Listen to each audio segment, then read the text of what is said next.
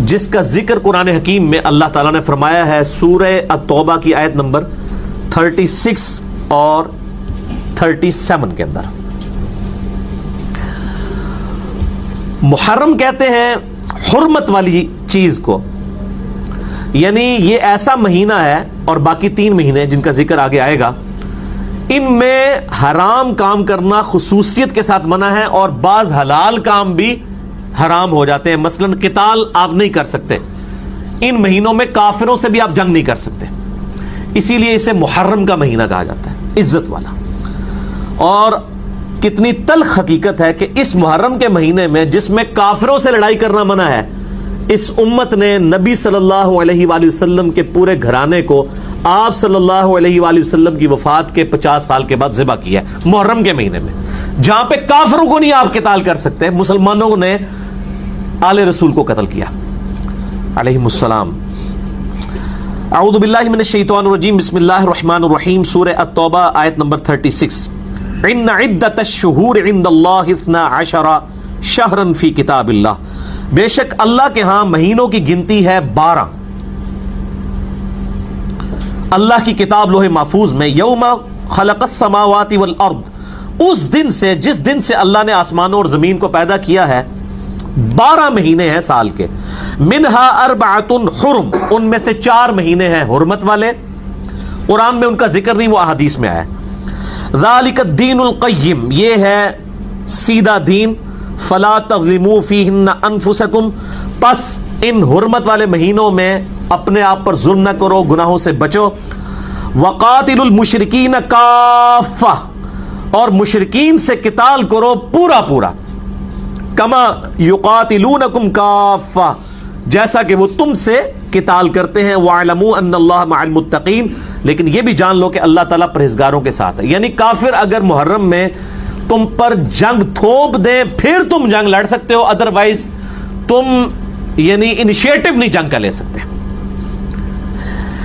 اگلی آیت میں آتا ہے انما النسیء زیادۃ فی الکفر یضل بہ الذین کفروا، ان مہینوں کے معاملے میں زیادتی کرنا کفر ہے، اور یہ اس سے وہ لوگ گمراہ ہوئے ہیں جو کہ کفر اختیار کرنے والے ہیں. یحلونہ عاما ویحرمونہ عاما، ایک سال تو وہ حرمت والے مہینوں کو حلال ٹھہرا لیتے ہیں اور اگلے سال اسی کو حرام ٹھہرا لیتے ہیں. لیواطئوا عدۃ ما حرم اللہ فیحلوا ما حرم اللہ، تاکہ وہ اللہ کے حضور اپنی گنتی پوری کر لیں اور اللہ کی جو حرام کی بھی چیز ہے اس کو حلال ٹھہرا لیں، جس کو ہم پنجابی میں کہتے ہیں کتے کو حلال کر لیں. وہ یہ کرتے تھے جب ان کا موڈ ہوتا تھا نا لڑائی لڑنے کا، وہ یہ کہتے تھے اس دفعہ جو محرم کا مہینہ ہے نا یہ سفر کی جگہ پہ چلا گیا اور سفر پہلے آ گیا تاکہ لڑائی کر لیں. گنتی وہ 4 کی پوری کرتے تھے. اچھا جی، اس دفعہ جو ذیقعدہ کا مہینہ ہے نا وہ چلا گیا جناب رمضان کی جگہ، اور رمضان ذیقعدہ کی جگہ. گنتی پوری کرتے تھے لیکن اس طریقے سے. واللہ لا یہدی القوم الکافرین، اور اللہ تعالیٰ کافروں کو ہدایت نہیں دیتا. تو یہ قرآن حکیم میں صرف ان کی گنتی آئی ہے 4 محرم کے ساتھ مزید 3 اور مہینے. البتہ کفار مکہ کو یہ چیز عملی تواتر سے سنت ابراہیمی سے یہ بات پتہ تھی کہ یہ 4 مہینے کون سے ہیں، جیسا کہ قرآن حکیم میں الحج اشہر معلومات، حج کے مہینے سب کو پتہ ہے. البتہ صحیح بخاری اور صحیح مسلم میں متفق علیہ حدیث ہے، بخاری میں 4662 اور ڈیٹیلڈ اس کا ایک طریق ہے حجۃ الوداع والا یوم النہر کا خطبہ 4406، اور مسلم میں 4383 اور مشکات المصابیح میں بھی 2659 ہے. میں یہ اکثر کہتا ہوں مشکات جو ہے یہ انسائکلوپیڈیا آف حدیث ہے، یعنی بخاری، مسلم، ابو داؤد، ترمذی، نسائی، ابن ماجہ، اس کے علاوہ بھی باقی 13 کے قریب کتابوں کا یہ آپ سمجھ لیں نوٹس ہیں. یہ ساری حدیثیں آلموسٹ جو میں ڈسکس کر رہا ہوں اس کے اندر مشکات کے اندر موجود ہیں. نبی صلی اللہ علیہ وآلہ وسلم نے ارشاد فرمایا، یہ یوم النہر کا خطبہ ہے، ایک حجۃ الوداع کا 9 ذو الحجہ کا خطبہ ہے، ایک 10 کا قربانی والے دن کا، یہ وہ خطبہ ہے. فرمایا کہ زمانہ گھوم گھما کر پھر اسی جگہ پر واپس آ گیا ہے کہ جیسا کہ اللہ نے اسے تخلیق کیا تھا زمین و آسمان کی تخلیق کے وقت. سال 12 مہینے کا ہے، ان میں سے 4 حرمت والے ہیں. زمانہ گھوم گھما کر کیا وہ ہر دفعہ چینج کرتے تھے نا، آج اس کو ادھر لے جائیں، اگلے سال اس کو ادھر. وہ اتنی آئٹریشنز پرفارم ہوئی، number of time iteration perform ہو کے خود بخود وہ اپنی اصلی جگہ پہ آ گئی نبی علیہ السلام کی بعثت کی برکت سے. ٹھیک ہو گیا؟ تو فرمایا اب اپنی جگہ پر آ گئے، یعنی اب اس کو کوئی چینج نہیں کرے گا. 4 حرمت والے مہینے ہیں، ان میں سے 3 متواتر ہیں، ذوالقعدہ، ذوالحجہ اور محرم، اور چوتھا الگ ہے رجب کا مہینہ. تو یہ 4 مہینے. ذوالقعدہ بھی کہہ سکتے ہیں، ذیقعدہ بھی، دونوں عربی میں الفاظ یعنی مستعمل ہیں. ذیقعدہ اور ذی الحجہ اور محرم الحرام، یہ کنزیکٹو 3 مہینے، یعنی 11، 12 اور فرسٹ مہینہ، اور اس کے بعد رجب کا مہینہ. یہ 4 مہینے ہیں حرمت والے. یہ حدیث کافی لمبی ہے، میں اس کو سکپ کر رہا ہوں ورنہ مجھے وہ ساری ڈیٹیلز بتانی پڑیں گی. میں اسی کو چھوڑتا ہوں. مسئلہ 66A کے اندر میں نے اس پوری حدیث کو بیان بھی کیا ہے. عثمان بھائی یہ AC چلا دیں. محرم الحرام کے حوالے سے میرے بھائیو ایک اور حدیث ہے صحیح مسلم میں انٹرنیشنل نمبر کے مطابق 2755، مشکات میں ہے 2039. ابن عباس رضی اللہ تعالی عنہما کا بیان ہے کہ نبی صلی اللہ علیہ وآلہ وسلم نے فرمایا رمضان المبارک کے بعد سب سے بہترین روزہ اللہ کے مہینے محرم کا روزہ ہے. یعنی محرم کا مہینہ کس کا مہینہ ہے؟ اللہ کا. اور رمضان کے بعد سب سے افضل روزہ اس کا ہے. اور پھر ابن عباس کا ساتھ ہی کہنا ہے کہ نبی علیہ السلام نے یہ بھی فرمایا فرض نماز کے بعد سب سے افضل نماز رات کی یعنی تہجد کی نماز ہے. جس طرح تہجد نفلی نمازوں میں سب سے افضل ہے، اسی طریقے سے نفلی روزوں میں سب سے افضل روزے محرم اللہ کے مہینے کے روزے ہیں. ویسے تو سارے مہینے ہی اللہ کے ہیں، جس طرح مسجد اللہ کا گھر ہے لیکن بیت اللہ خاص اللہ کا گھر ہے، خانہ کعبہ. اسی طریقے سے سارے مہینے اللہ کے ہیں لیکن محرم الحرام اسپیسیفکلی اللہ تعالیٰ نے اس کو اپنے ساتھ فضیلت دی ہے. اور تاریخ گواہ ہے کہ اللہ تعالیٰ کی قدرت کے بڑے بڑے فیصلے جو ہیں وہ محرم الحرام میں ہوئے ہیں. خصوصاً 10 محرم عاشورہ کا دن اسلام سے پہلے بھی قریش مکہ میں بھی سیلیبریٹ ہوتا تھا، بخاری مسلم میں حدیث موجود ہیں، اور یہود و نصارہ کے اندر بھی. اور آپ اگر اسلامی تاریخ پڑھیں تو آپ کو ڈیٹیل سے یہ چیز ملے گی کہ بخاری مسلم میں تو صرف اتنا آیا نا کہ 10 محرم کے دن فرعون کو ڈبویا گیا اور موسیٰ علیہ السلام کو نجات ملی. اس کے علاوہ بھی کئی بڑے بڑے واقعات عاشورہ 10 محرم کے دن ہوئے. حضرت آدم علیہ السلام کی توبہ قبول ہوئی 10 محرم کے دن. سیدنا یونس علیہ السلام کو اللہ تعالیٰ نے مچھلی کے پیٹ سے نجات دی 10 محرم کے دن. نوح علیہ السلام کی کشتی جو ہے جودی پہاڑ پہ اٹکی 10 محرم کے دن. ابراہیم علیہ السلام کو آتش نمرود سے نجات ملی 10 محرم کے دن. اور موسیٰ علیہ السلام کے تو واقعے کا ذکر بخاری مسلم میں ہے. اور پھر ہماری امت کے لیے بھی ظاہر ہے کہ یہ ایک اس حوالے سے تکلیف دہ ایک یادگار دن بن گیا سیدنا حسین ابن علی کی مظلومانہ شہادت کی وجہ سے 10 محرم 61 ہجری. اللہ تبارک و تعالیٰ نے یعنی اس کو ایام اللہ میں سے ایک یوم ڈکلیئر کیا ہے عاشورہ کے دن کو. قرآن حکیم میں سورہ ابراہیم کی آیت نمبر 5 ہے کہ موسیٰ علیہ السلام کو اللہ تعالیٰ فرماتا ہے کہ وَذَكِّرْهُمْ بِأَيَّامِ اللَّهِ، اپنے ماننے والوں کو نصیحت کیجئے اللہ کے فیصلے کے بڑے بڑے دنوں کے ساتھ. یعنی اللہ تعالیٰ کے فیصلے کے دن کون سے دن ہوتے تھے؟ جن دنوں میں اللہ تعالیٰ نبیوں کو نجات دیتا تھا، ان کے مخالفین کو تباہ و برباد کرتا تھا. پھر بعد میں موسیٰ علیہ السلام کے لیے بھی وہ ایام اللہ میں سے ایک یوم بن گیا. یعنی قوم سمود نے اونٹنی کو جو قتل کیا تھا اور ان پر عذاب آیا تھا وہ بھی عاشورہ کا دن تھا، وہ بھی اللہ کے دنوں میں سے ایک دن تھا. تو یہ بائی چانس یہ سب کے سب. اور اسی طریقے سے روایتوں میں ایسا بھی ملتا ہے، مجھے کوئی حدیث سپورٹ میں نہیں ملی، کہ قیامت کا دن بھی جو ہے وہ 10 محرم کو قائم ہوگا. میرے بھائیو، محرم الحرام کی اسی اہمیت کے پیش نظر اجماع امت ہے اس بات پر کہ دوسرے خلیفہ راشد سیدنا امیر المؤمنین عمر ابن خطاب رضی اللہ تعالیٰ عنہ وعلیہ السلام نے اپنے دور خلافت کے اندر مشورہ کیا.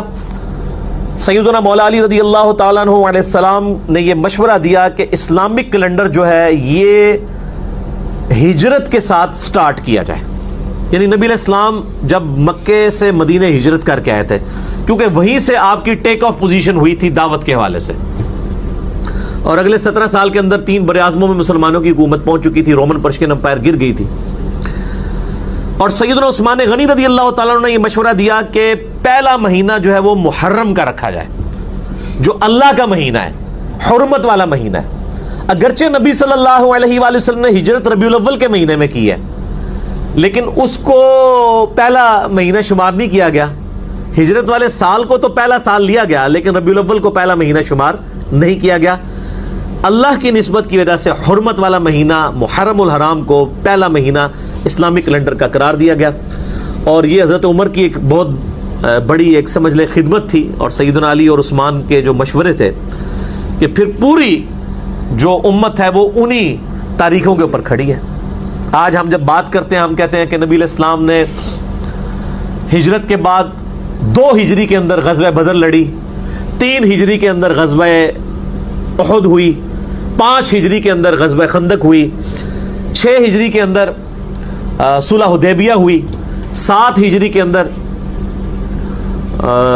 غزوہ خیبر ہوئی، 8 ہجری کے اندر فتح مکہ ہوا، اور غزوہ حنین بھی 8 ہجری کے اندر، اور 9 ہجری کے اندر غزوہ تبوک پہ نبی علیہ السلام تشریف لے گئے رومن امپائر کے خلاف، لیکن وہ پہلے ہی بھاگ کے چلے گئے، جنگ ہوئی نہیں۔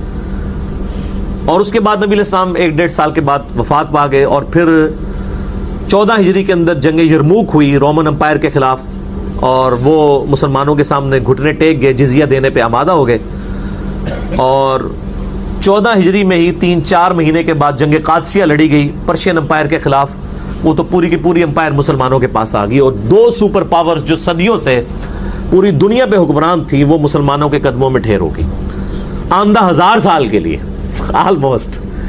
یعنی وہ اس وقت جو زور لگا نا وہ پھر 1000 سال تک اس کا پھر مسلمانوں نے پھل کھایا، یعنی محنتیں اس وقت ہوئی، بعد کے لوگ پھل کھاتے رہے۔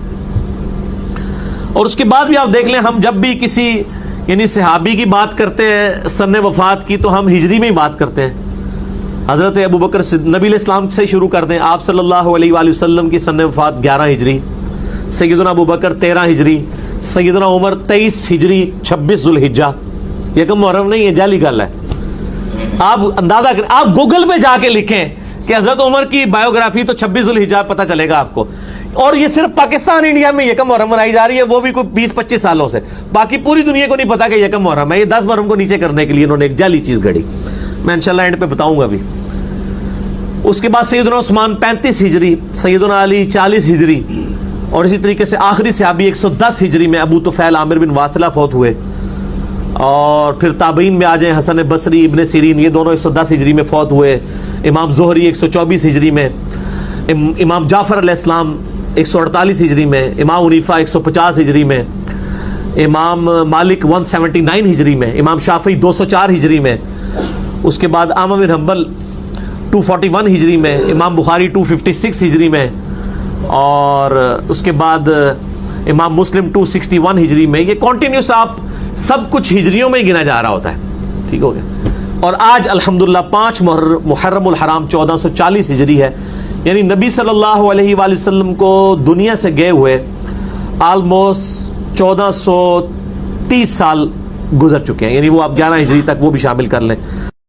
آخری 2 حدیث انتہائی کریٹ، خصوصاً ان لوگوں کے لیے جن کے پاس مال و دولت نہیں، تو کیا وہ اللہ کی راہ میں صدقہ اور خیرات کرنے کا ثواب حاصل کر سکتے ہیں بغیر مال خرچ؟ تو الحمدللہ دین غریبوں کو کہیں نہیں بھول، یہی مال خرچ کرنے کے جو اتنے فضائل آئے یہ بغیر مال خرچ کیے بھی حاصل۔ یہ آخری 2 حدیثیں میں نے رکھی تھی آج کا لیکچر۔ 7ویں حدیث بخاری اور مسلم متفق حدیث ہے، بخاری میں 2999 اور مسلم میں 2335۔ آپ صلی اللہ علیہ وسلم فرمایا انسان کے ہر جوڑ پر صدقہ کرنا واجب۔ پھر آپ صلی اللہ علیہ وسلم نے 5 باتیں ارشاد فرمائیں۔ ہر جوڑ کا صدقہ کیسے دیا جائے؟ دوسری حدیث بخاری اور مسلم میں آتی ہے کہ 360 جوڑ ہیں، ہر جوڑ کا صدقہ دینا ہے۔ 5 باتیں اس بخاری اور حدیث میں آپ نے فرمائی۔ 2 آدمیوں کے درمیان عدل کرنا بھی صدقہ ہے۔ نمبر 2، آدمی کی سواری کے بارے میں اس کی مدد کرنا اور اسے سواری پر بٹھانا اور اس کا سامان رکھوانا بھی۔ دیکھ لیں، مطلب کوئی بندہ ہے، اکثر ہوتا ہے، الحمدللہ میں نے تو جب سے یہ حدیث پڑھی ہوئی ہیں، کوئی میں راستے میں دیکھوں کوئی سیب گر گئے یا سب گئی ہے تو موٹر سائیکل روک کے تو یہ بھی صدقہ ہے مفت کا۔ نمبر 3، اچھی بات کرنا بھی صدقہ، کوئی بھی اچھی بات ہے وہ صدقہ، کسی کو کوئی نیکی کی بات بتا دینا۔ نمبر 4، نماز کی طرف قدم اٹھانا بھی صدقہ، مفت میں، کوئی پیسے نہیں لگیں گے۔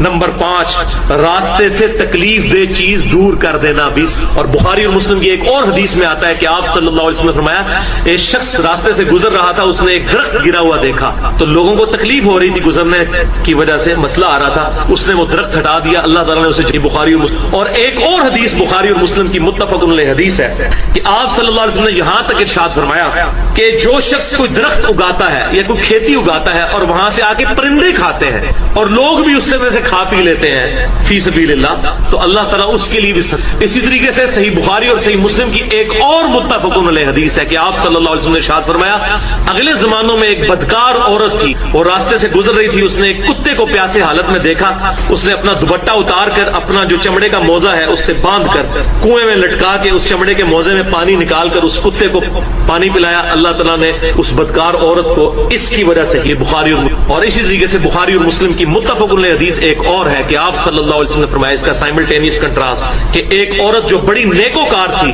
لیکن اس نے ایک بلی کو قید رکھا اور اس کو کھانے پینے کے لیے باہر نہیں نکلنے دیا یہاں تک کہ بلی مر گئی، اللہ تعالیٰ نے اس بلی کے قتل کی وجہ سے اللہ تعالیٰ نے۔ تو بھائیو یہ معاملات بڑے مشکل ہیں، اتنے آسان معاملات نہیں ہیں۔ آخری حدیث 8ویں، موسٹ امپریسو حدیث آئی ہیو ایور، اس سے زیادہ کوئی میں نے امپریسو آج تک نہیں، اور یہ صحیح مسلم میں ہے 2329۔ آپ صلی اللہ علیہ وسلم نے 7 چیزوں کے بارے میں فرمایا کہ یہ سب دیکھتے جائیں۔ نمبر 1، ہر تسبیح سبحان اللہ کہنا صدقہ۔ نمبر 2، ہر تکبیر اللہ اکبر کہنا صدقہ ہے۔ ہم الحمدللہ تسبیحات فاطمہ پڑھتے ہیں نا نماز کے بعد 33 دفعہ سبحان اللہ، یہ بخاری اور متفق علیہ حدیث سنت کے ہاں بھی ہے تشیع کے، اور صلاۃ و تسبیح والا جو میرا لیکچر ہے اس میں سبحان اللہ الحمدللہ کے میں نے کتنے فضائل لا الہ الا اللہ اللہ اکبر کے بتائے ہیں، مسئلہ نمبر 91 کے۔ نمبر 3، ہر تحمید صدقہ ہے الحمدللہ کہنا۔ نمبر 4، ہر تحلیل صدقہ ہے لا الہ الا اللہ۔ نمبر 5، ہر نیکی کی بات کا حکم دینا صدقہ ہے، امر بالمعروف۔ نمبر 6، ہر برائی سے منع کرنا صدقہ یعنی نہیں انل۔ نمبر 7، اب حیران ہو تمہارا اپنی بیوی کے ساتھ ازدواجی تعلق قائم کرنا بھی ہے، بیوی کے ساتھ صحبت کرنا بھی صدقہ۔ اب صحابہ اس پہ تو آگے پریشان ہو گئے جس طرح ہم بھی ہو گئے، تو صحابہ نے اس بات کو حضور سے دوبارہ پوچھا، کہا یا رسول اللہ صلی اللہ علیہ وسلم کیا بیوی کے ساتھ شہوت پوری کرنا بھی صدقہ ہے؟ تو آپ صلی اللہ علیہ وسلم فرمایا ہاں، مجھے بتاؤ اگر کوئی شخص یہی ضرورت کسی ایسی عورت سے پوری کرے جو اس کے لیے حلال نہیں ہے تو کیا اسے گناہ ملے گا؟ تو صحابہ نے فرمایا اگر وہاں گناہ ملے گا تو یہاں ثواب بھی ملے گا۔ اگر کوئی شخص اپنی بیوی کے ساتھ ازدواجی تعلق قائم کرتا ہے، اللہ اکبر کبیرہ والحمدللہ کثیرہ وسبحان اللہ بکرۃ واصیلا، یہ ہے فلسفہ اسلام کا۔ یعنی اسلام جو ہے وہ ترک دنیا اور رہبانیت کا درس نہیں دیتا کہ آپ سب کچھ چھوڑ چھاڑ کے جنگلوں میں جا کے بیٹھ جائیں۔ اسلام کہتا ہے بیوی بچوں کے ساتھ حسن کرنا یہ صدقہ ہے، حتیٰ کہ خالصتاً ہیومن انسٹنکٹ جو ہے وہ آپ سمجھ لیں اینیمل انسٹنکٹ جو ہے حیوانی ضرورت ہے یہ شہوت، اس کو پورا کرنا بھی، اس کو بھی اللہ تعالیٰ صدقہ لکھتا ہے، ثواب لکھا۔ بخاری مسلم دونوں میں حدیث ہے ایسا نہ ہو کہ کوئی شخص قیامت والے دن اس حال میں مجھے پکار رہا ہو اور کہہ رہا ہو اغیثنی یا رسول اللہ، یا رسول اللہ میری مدد فرمائیں، اس حال میں کہ اس کی گردن کے اوپر وہ اونٹ سوار ہو جس کی اس نے زکات نہیں دی ہوئی، تو میں نے تمہیں دنیا میں بتایا تھا کہ زکات دینی ہے، میں تمہارے کچھ کام نہیں آؤں گا۔ ایسا نہ ہو کسی کی گردن پہ گائے سوار ہو اور وہ چیخیں مار مار کے مجھے پکار رہا ہو اغیثنی یا رسول اللہ، تو میں نے تمہیں دنیا میں بتایا تھا کہ زکات دینی ہے، میں تمہارے کچھ کام نہیں آؤں گا۔ صحیح مسلم میں حدیث ہے کہ سبحان اللہ کہنا بھی صدقہ ہے، لا الہ الا اللہ بھی کہنا صدقہ ہے، اللہ اکبر کہنا بھی صدقہ ہے، الحمدللہ کہنا بھی صدقہ ہے، راستے سے تکلیف دہ چیز کو دور کر دینا بھی صدقہ ہے، حتیٰ کہ تمہارا اپنی بیویوں کے ساتھ ازدواجی تعلق قائم کرنا بھی صدقہ ہے، اس میں بھی ثواب ملے گا۔ سورہ التوبہ کی آیت نمبر جو 60 ہے یہ قرآن حکیم میں چند کریٹیکل آیات میں سے ہے اس حوالے سے کہ اس میں اللہ تعالیٰ نے زکوٰۃ کے جو 8 مصارف ہیں وہ بیان کیے ہیں۔ بخاری مسلم دونوں میں حدیث ہے کہ اسلام کی بنیاد 5 چیزوں کے اوپر ہے، کلمے کے بعد یعنی توحید کا اقرار اور محمد رسول اللہ صلی اللہ علیہ وآلہ وسلم کی رسالت کو ماننے کے بعد نماز، پھر زکوٰۃ، پھر اگر استطاعت ہو تو اللہ کی راہ میں حج کرنا کرنا, اور پانچویں چیز رمضان کے روزے. یہ اپنی انٹینسٹی کے اعتبار سے یہی ترتیب ہے. اس میں آپ دیکھیں کہ اعمال میں سے نماز کے بعد اگر کوئی دوسری چیز ہے تو وہ زکوٰۃ ہے. قرآن حکیم میں 100 سے زیادہ مقامات کے اوپر اللہ تعالیٰ نے نماز کے ساتھ اپنی عبادت کے کانٹیکسٹ میں انفاق فی سبیل اللہ, اللہ کی راہ میں خرچ کرنا, صدقات, زکوٰۃ, اس سارے حوالے سے ایمفسائز فرمایا ہے. مین ٹرم اس کے لیے جو یوز ہوتی ہے وہ صدقہ ہے. وہ صدقہ جب فرض ہوتا ہے اسے ہم زکوٰۃ کہہ دیتے ہیں.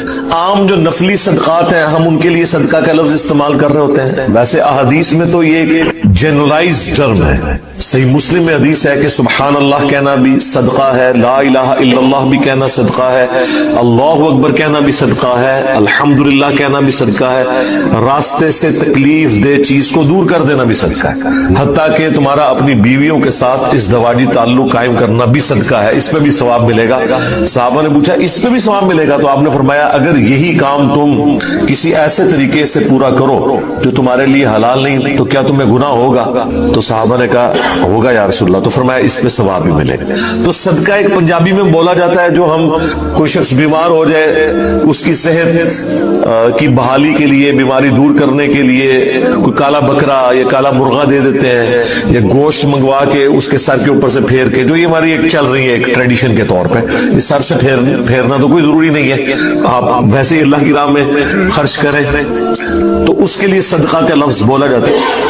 لیکن شریعت میں ہر وہ چیز جو اللہ کی راہ میں آپ نیکی کرتے ہیں وہ صدقہ ہے. ایون جو قربانی ہے عید الاضحیٰ کے موقع پر وہ بھی اللہ کے حضور صدقہ ہے. کسی کو کھانا کھلانا یہ بھی صدقہ ہے. البتہ جو یہ مالی عبادات میں ٹاپ آف دا لسٹ جو صدقہ ہم پہ فرض کیا گیا وہ زکوٰۃ ہے.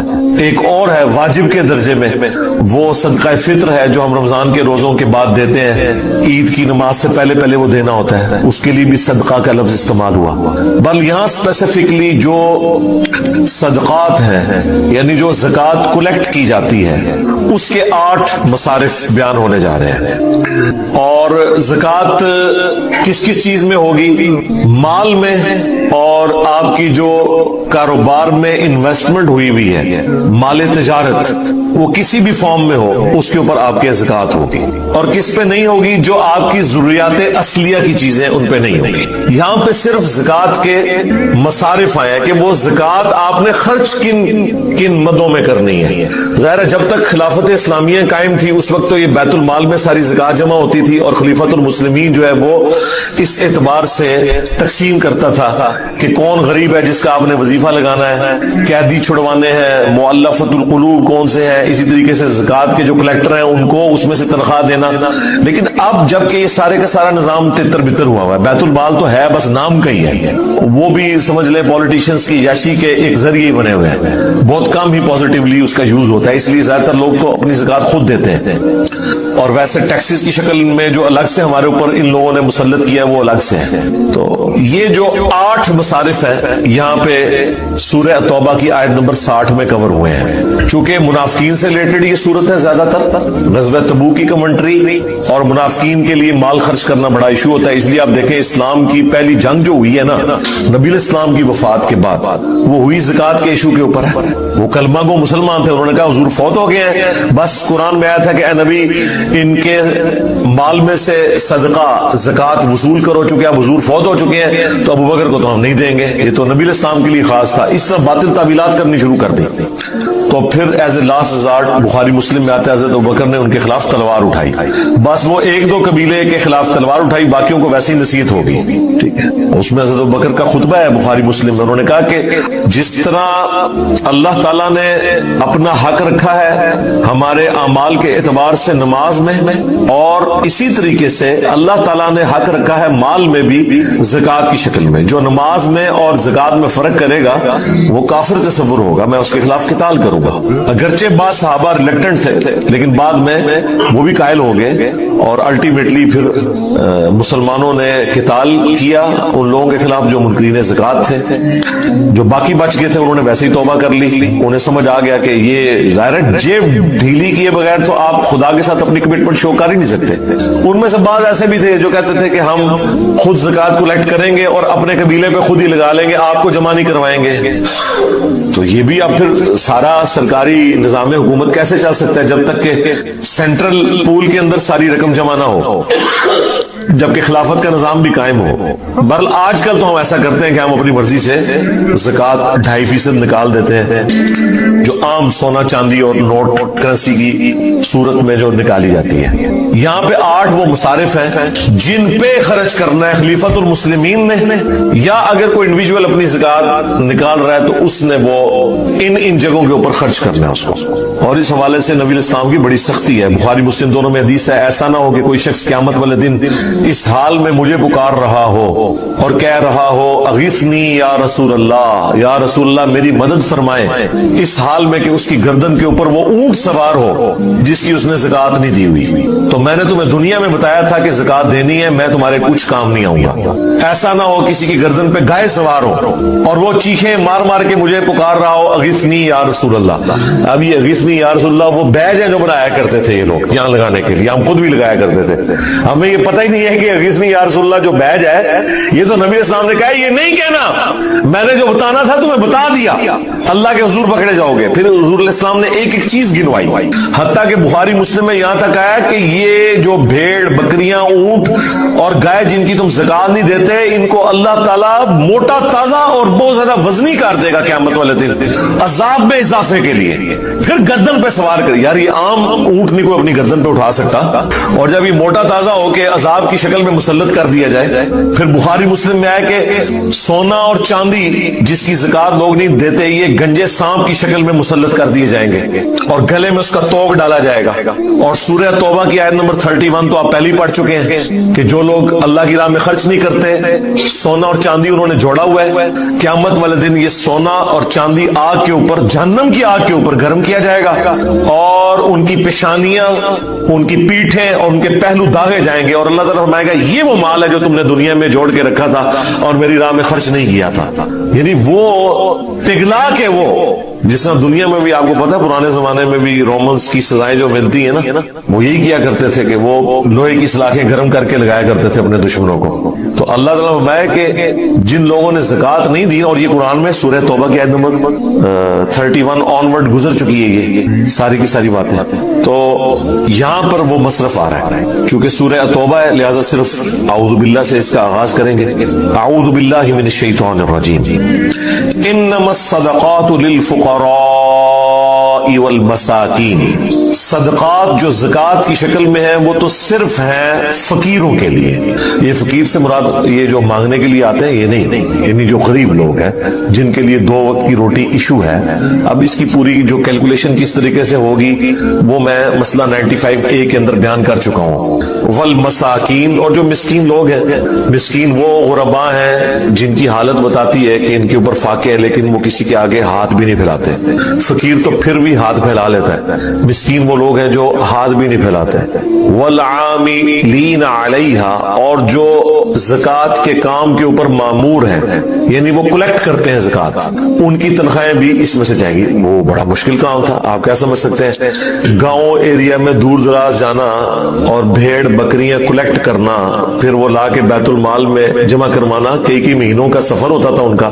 اتنی بڑی امپائر تھی، پھر اس میں اس کو حفاظت سے لے کے آنا ہے، راستے میں قافلے پہ حملہ بھی ہو سکتا ہے۔ اچھا، اب اس سے یہ پتا چلا کہ یہ زکوٰۃ تو وہی کلیکٹ کی جا سکتی ہے جو سامنے، یا بھیڑ بکریاں تو آپ گن سکتے ہیں، لیکن ایک بندے نے اگر زیورات جوڑ کے رکھے ہوئے تو وہ جو زکوٰۃ کلیکٹ کرنے کے لیے گیا اس کو تو نہیں پتا اس نے اندر کتنا زیور جوڑا ہوا ہے، یہ سونے کے کوائن کتنے جوڑے ہوئے ہیں۔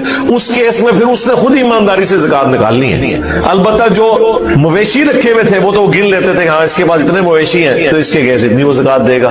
3 مصارف آ گئے، فقیر، مساکین اور جو ملازمین ہیں۔ والمؤلفۃ قلوبہم، اور جو تالیف قلب کے لیے جن کی مدد کرنا مقصود ہوتی ہے نا، نیو مسلمز، وہ چاہے امیر بھی ہوں ان کو بھی زکوٰۃ دی جائے۔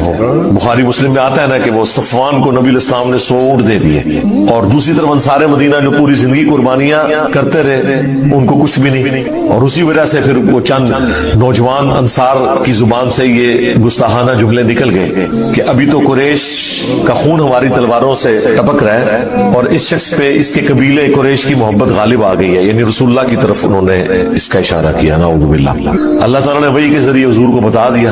نبی اسلام نے بلا کے پوچھا تو پھر بیچ میں بزرگ پڑ گئے بڑی عمروں کے. ان کا یا رسول اللہ یہ بچے ہیں, درگزر کریں, جذباتی لوگ ہیں, تو ہمارا عذر قبول کریں. حضور نے کوئی 295 نہیں لگائی. گستاخ رسول کی ایک ہی سزا, سر تن سے جدا. آپ نے فرمایا اللہ اور اس کا رسول اس کا عذر قبول کرتے ہیں. پہلے تو حضور نے ان کی معافی قبول کر لی اور پھر آپ نے جسٹیفیکیشن دی ہے کہ میں ایسا کیوں کر رہا ہوں. آپ علیہ السلام نے فرمایا کہ کیا تم اس بات پہ راضی نہیں ہو کہ لوگ جو ہے وہ دنیا کا مال لے جائیں اور تم اللہ کے نبی کو اپنے ساتھ لے جاؤ. اللہ کی قسم اگر پوری دنیا ایک گھاٹی میں چلے اور انصار مدینہ دوسری گھاٹی میں, تو میں انصار مدینہ کے ساتھ ہوں گا. میرا جینا اور مرنا انصار مدینہ کے ساتھ ہے. پھر ان صاحب نے کہا یا رسول اللہ ہم اللہ کے رسول کو ہی لے کے جائیں گے. تو وہ صفوان, ابو سفیان کو بھی 100 اونٹ دیے, بخاری مسلم میں آتا ہے. اب صفوان جو ہے وہ خود بتا رہے ہیں کہ نبی الاسلام پہ میں ایمان تو لے آیا تھا لیکن نبی الاسلام سے مجھے سخت نفرت تھی. وہ دل میں محبت پیدا نہیں ہوتی تھی, لیکن حضور مجھے اتنا دیتے رہے کہ الٹیمیٹلی نبی الاسلام کے لیے میرے دل میں محبت کے جذبات پیدا ہو گئے. ظاہر مال تو بڑوں کو گرویدہ کر دیتا ہے, لیکن یہ اچھی کاز کے لیے. اور اسی کانٹیکسٹ میں اگر کوئی کافر بھی ہے اور چانسز ہے وہ اسلام کی طرف آ جائے گا, اس کی مالی مدد کی جائے, وہ بھی مؤلفۃ القلوب میں ہی آئیں گے, تو آپ ان کے اوپر خرچ کریں. وفر الرقاب, اور گردنوں کو آزاد کرنے کے لیے, یعنی غلاموں کو آزاد کرنے. اب غلامی کا سسٹم تو ظاہر نسل در نسل چل رہا تھا. غلام نے اگر آزاد ہونا ہوتا تھا تو وہ اپنے مالک کے ساتھ ایگریمنٹ کرتا تھا کہ اگر میں تمہیں اتنی کمائی کر کے دے دوں تو تم مجھے آزاد کر دینا. ظاہر وہ اپنی قیمت ادا کرے گا نا, کیونکہ مالک نے بھی اسے خریدا ہوا ہے, آگے اس نے بیچنا ہے. اس کی بجائے اگر وہ خود ریکویسٹ کرے, پہلے تو یہ بھی الاؤ نہیں کرتے تھے, پھر قرآن میں آیا کہ اگر کوئی اس طرح اجازت طلب کرتا ہے تو تم اس کے ساتھ یہ معاہدہ کر لیا کرو. پھر ایک رائٹ مل گیا غلاموں کو کہ وہ اپنی گردن چھڑوا سکتے ہیں. پھر وہ محنت مزدوری کر کے پیسہ جوڑتے تھے اور اپنی قیمت کے برابر ادا کرتے تھے, یا پھر کوئی امیر آدمی تھا ان کی قیمت دے دیتا تھا, جس طرح حضرت بلال حبشی کو آزاد کروایا حضرت ابوبکر نے. اور بخاری میں الفاظ ہیں, حضرت عمر کہا کرتے تھے ابو بکر ہمارے سید ہیں کیونکہ انہوں نے ہمارے سید بلال, سیدنا بلال کو آزاد کروایا. ٹھیک ہے, تو اس کی ایک بڑی فضیلت آئی کہ آپ نے اللہ کی رضا کی خاطر غلاموں کو آزاد کرنا ہے. اس لیے آپ دیکھیں کتنے گناہ ہیں اگر ہو جائیں یا کوئی غلطی ہو جائے, اس کا کفارہ, جیسے کہ قسم توڑنے کا کفارہ سورۃ المائدہ کی آیت نمبر 89 میں آیا تو کہا گیا غلام آزاد کرو. ایکسیڈنٹل قتل ہو جائے, قتل ناحق ہو گیا لیکن جان بوجھ کے نہیں ہوا, تو اس کی سزا بھی ہے کہ ایک غلام آپ نے آزاد کرنا ہے. تو اس طرح اسلام نے اسے اتنا ڈسکریج کیا کہ الٹیمیٹلی سسٹم دنیا سے ختم ہو گیا. تو زکوٰۃ کے پیسے سے غلام بھی چھڑوائے جائیں. والغارمین, اور جو مقروض ہیں ان کا قرضہ بھی اتارا جائے. یعنی اگر کسی کے اوپر قرضہ ہے تو آپ اس کا قرضہ اتار سکتے ہیں زکوٰۃ کی رقم سے, لیکن یہ نہیں ہے کہ اس نے آپ کا قرضہ دینا ہے تو آپ اسے کہے کہ بھائی تو میرا اینا دینا ہے تو میں نہیں زکوٰۃ دینے سے پائی برابر ہو گیا. نہیں, بعد میں تو نہیں ایسے کیا جا سکتا. ہاں پہلے ایسے ہو سکتا ہے کوئی شخص آپ سے قرض مانگے اور آپ کو پتا ہے یہ واپس کوئی نہیں کر سکے گا, تو آپ اسے زکوٰۃ کی مد میں دے دیں, اور یہ بتانا اس کو کوئی ضروری نہیں ہے. ہاں یہ آپ اسے کہہ دیں کہ بھائی یہ رکھ لو, جب آسانی ہو ٹائم کیا ہوتا ہے تو واپس کر دینا. واپس سے انہیں کوئی نہیں کرنا, تسی پاویں کمو یا نہ کمو, لیکن